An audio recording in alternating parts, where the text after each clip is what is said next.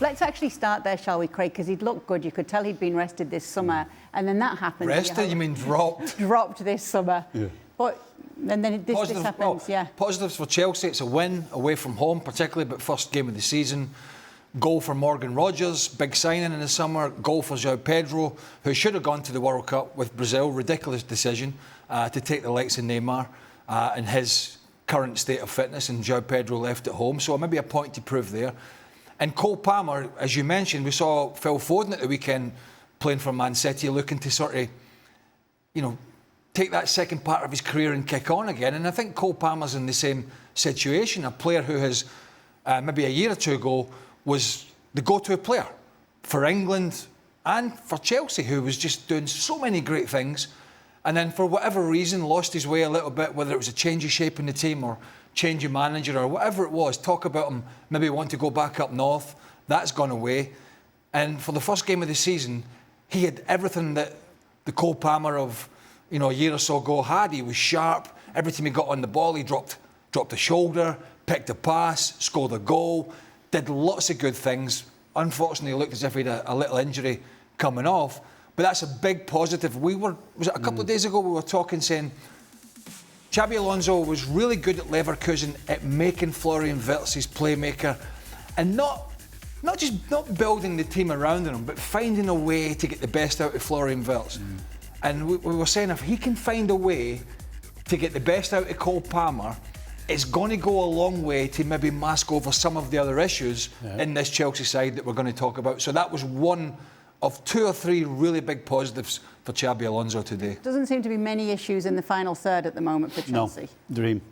Absolute dream for any coach. You want your goal scorer, obviously that's usually your centre forward, but your other playmakers to either be assisting or scoring goals as well. And to have your front three all score, away from home, 3 goals, thanks very much. I mean, that's just a dream. Unfortunately, there are two sides to the game, and the other side is defensively.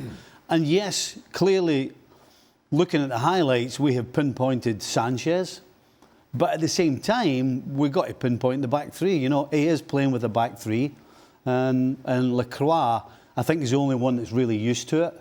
Collywell and Achupong, I don't think are used to that particularly. So they're going to have to figure that out, because that could have cost them 2 points. The chance that Anthony Robinson had is just a shambles defensively. And when you've got 3 centre-backs, there has to be somebody there. I mean, where they were, I really don't know. You saw the size of the hole that the ball was cleared into. And then, of course, Sanchez, absolute no man's land. I mean, really, he was lucky.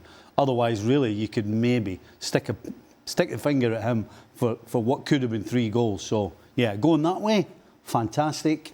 Going that way, not good enough. Of course, Lacroix at Crystal Palace was in a very well-drilled back three that Oliver Glasner had played for quite some time. He had Mark Gay on one side, he had Chris Richards on the other, and they played together for a long time. So this is going to be a little bit of a work in progress in terms of, I don't know what the personnel in the end will be.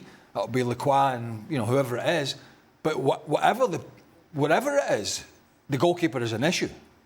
And it has been an issue for quite some time. So a lot of positives, but if you're a Chelsea fan at this game or leaving Craven Cottage tonight, you'll be saying, yeah, a lot to look forward to, but I tell you what, I'm worried about the goalkeeper. I think that'll be a lot of conversation amongst the Chelsea fans. He lost 52 goals last year, pretty much, Sanchez.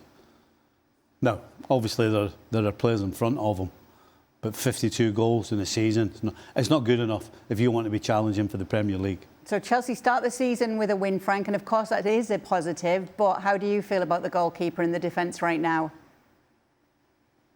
Well, shaky as everybody else, and when you're a defender, at the back that you don't have Barthez or, I don't know, a great goalkeeper, you don't feel confident.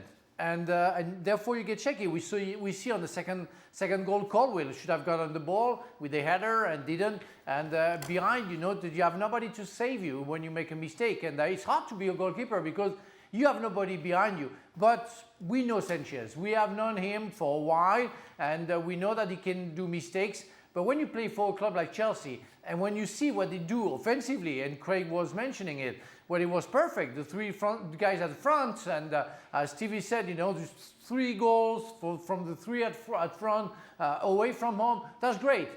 But you cannot waste that by making such mistakes. King's goal, yeah, it's a good shot, but why you open up?